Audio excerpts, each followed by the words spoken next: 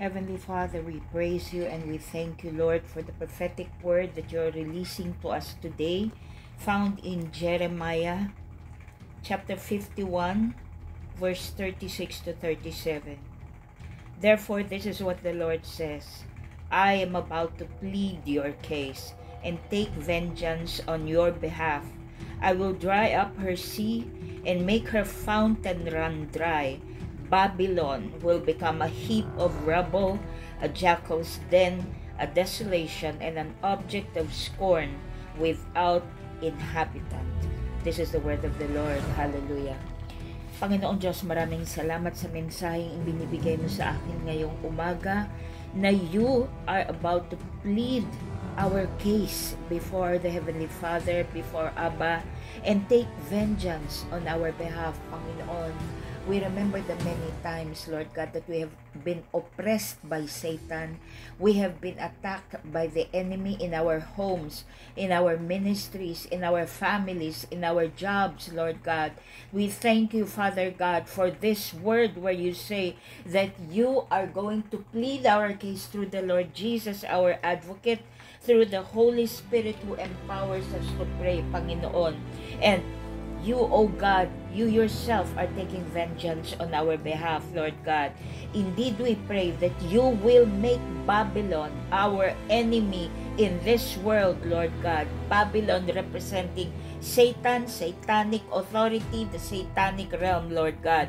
Let it become a heap of rubble, a jackal's den, a desolation, and an object of scorn without inhabitant, Lord. Every Babylon in our lives, Lord God, destroy it, Panginoon. Sirain mo lahat ng teritoryo ni Satanas sa aming mga buhay, Panginoon, sa aming mga tahanan, Lord God, sa aming pagkatao, Panginoon, sa aming circumstances, Lord God. Every attack of the enemy, Lord God, upon our lives, Lord God, you are going to tear down in the name of Jesus. Every work of witchcraft in our lives, Lord God, is nothing before you. No weapon formed against us will ever prosper. In the name of Jesus, we declare complete victory over the enemy, Lord God.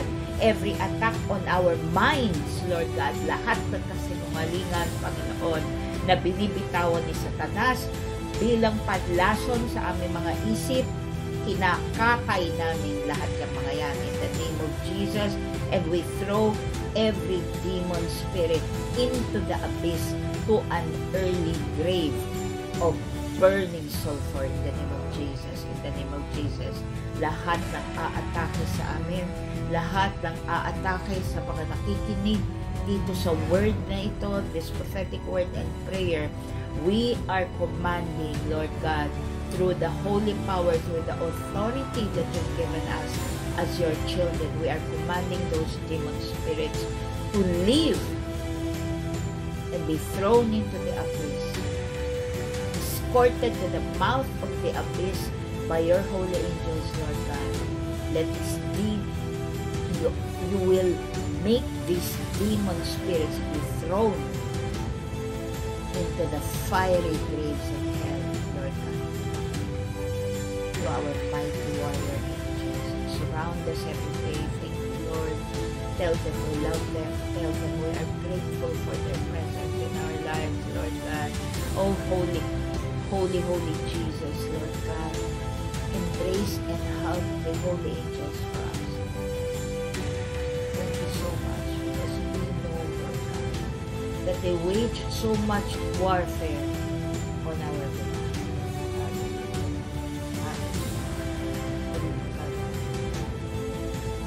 And now, Lord God, dadako ako, Panginoon, sa isang prayer need ng isang kapatiran na kung saan ang mga membro ng kanyang pamilya ay inaalihan ng masasamang espiritu, Lord God. I have heard demons screaming through the voice, Lord God, of her mother, caught on recording. In the name of Jesus, I command right now, those demon spirits, leave that woman alone. She has been bound and tormented by you for so many years, for decades, in the name of Jesus. Leave her inner child alone. I command you to go right now in the name of Jesus. Hallelujah. Hallelujah. Colossians chapter 2 verse 10 and 15. And you are complete in him who is the head of all principality and power. Having disarmed principalities and powers, he made a public spectacle of them, triumphing over them in it. By the power of the word in Colossians chapter 2, verse 10 and verse 15, declaring my completeness in the Lord Jesus, declaring that the Lord Jesus is the head of all principality and power, declaring that the Lord Jesus has disarmed, past tense, all principalities and powers. He has made a public spectacle, isang malaking kahihiyan. Kayong lahat ng mga demonyo, ginawa ng public spectacle kayo ng Panginoong Jesus there on the cross, and 3 days later by rising from the dead and overcoming death in itself, overcoming the power of death in our lives. So right now, by the authority given to me by the Lord Jesus as his child, as his servant, as someone that has been given signet ring authority as a servant of his, I command you, demonic fleet, invading the life of this woman and her family, get out of the way. You narcissistic demons, get out of their lives in the name of Jesus. You false prophetic demons masquerading as Christianity, get out of the way. Hindi nila makita na in bondage sila to you, Satan, because they are cloaked with churchianity. They call themselves born-again Christians, but actually, in reality, they are under your command, Satan. So, in the name of Jesus, who has disarmed all principalities and powers, kasama ka na, Satanas, ikaw, na number 1 na tagapagdala ng gulo sa bawat pamilya, lumayas ka na yan. Lumayas ka na dyan sa pamilya niya. Tagal mo na dyan masyado. Nag-aaway-away mo tong magkakapatid na ito. Sama ng nanay nila. Lumayas ka dyan. Lumayas ka dyan. And whatever is left of their family, in the name of Jesus, I command you, fleet of demons, to evacuate. Go into the wilderness. Go into the pigs. Lumipat kayo sa mga baboy and drown yourselves in a body of water. In the name of Jesus, leave this family alone. Oh, Holy Spirit, I ask you, Lord, to help this family to rebuild from scratch. But the fruit of the Spirit is love, joy, peace, patience, kindness, faithfulness, gentleness, without regret, without limit. Pag ang pamilya hindi kinakitaan ng kapayapaan, pag-ibig, katarungan, righteousness, self-control, that means wala yung Holy Spirit sa pamilyang yan. And so I pray, dear Lord, indwell every member of this family with your powerful presence. Bring each family member to repentance. Deliver each family member from narcissistic belief in themselves. Deliver them from anger. Deliver them from real and genuine forgiveness of each one. In the name of Jesus. Remove yung mga blockages. Tanggalin mo yung mga bakod, Panginoon, sa pagitan ng bawat isang membro ng pamilya upang sila'y magkaunawaan, magpatawaran, dumapa sa harapan mo, O Diyos, at itatag sa kanilang mga sarili, Panginoon, the banner of love that comes from me alone, Lord God. Tanggalin mo espiritu ng confusion, kasinungalingan sa kanilang mga buhay. In the name of Jesus. And we declare victory, O Lord. Colossians 1 verse 13. He has delivered us from the power of darkness and conveyed us into the kingdom of the Son of His love. He has delivered us from the power of darkness and conveyed us into the kingdom of the Son of His love. He has delivered us from the power of darkness and conveyed us into the kingdom of the Son of His love. Colossians 1 verse 13. I declare this in the name of Jesus, by the power of the Holy Spirit, by the signet ring authority that has been given to me as a servant, that ikaw na pamilya na tinutukoy ko, at kahit sino pang membro ng pamilya na nakikinig sa recording na to of deliverance prayer, hindi aksidente na nakikinig ka, para din ito sa pamilya mo, I declare the power of the Holy Spirit, you have been delivered from the power of darkness. Tapos na. Kapatid, ang paghahari ng kapangyarihan ng kadiliman sa buhay mo at sa buhay ng pamilya mo. Hold on to this. This has already been made sure in the heavens. Pray daily for the manifestation of this prophetic utterance. Pray daily for the manifestation of this prophetic utterance in your life here on earth. Wait in prayer until it comes. Paulit-ulit mong pakinggan itong deliverance prayer na to.